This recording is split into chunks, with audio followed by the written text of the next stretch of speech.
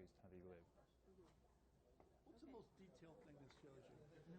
And we lifted the top off so we could actually get a better idea of what the condition is before we start treatment on the mummy itself. 1, 2, 3, slowly. All right, there we go.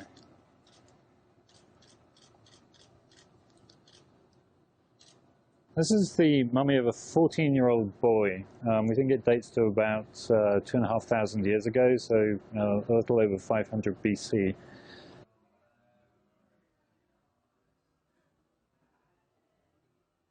Right, he's a 14-year-old boy. We know from the coffin that his name was Minerdis. He was the son of Inaros, who was a fairly important priest of a god called Min in central Egypt.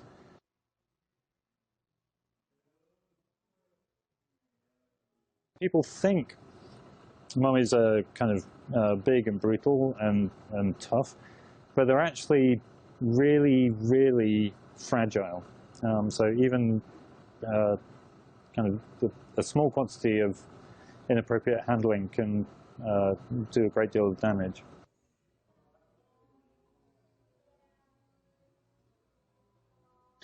Somebody stood the mummy up on end, and what happened then was that the legs broke off at the knees, and then the feet broke off at the ankles and rotated sideways. So that's the majority of the damage, I think, that we're seeing here.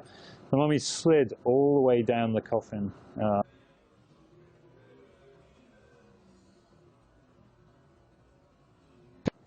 I think opening up this coffin is giving us a whole host of new information which we'll be able to use to better interpret the lifestyle in late period Egypt.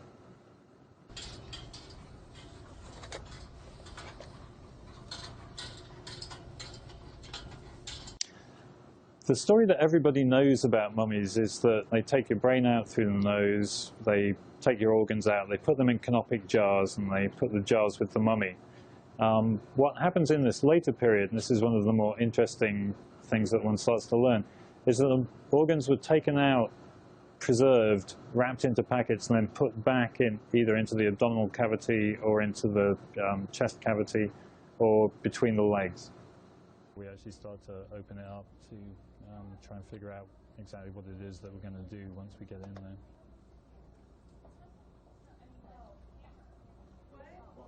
At the CT scan, we can see that inside the body there are packets of organs buried with him, and possibly a scroll placed between his legs.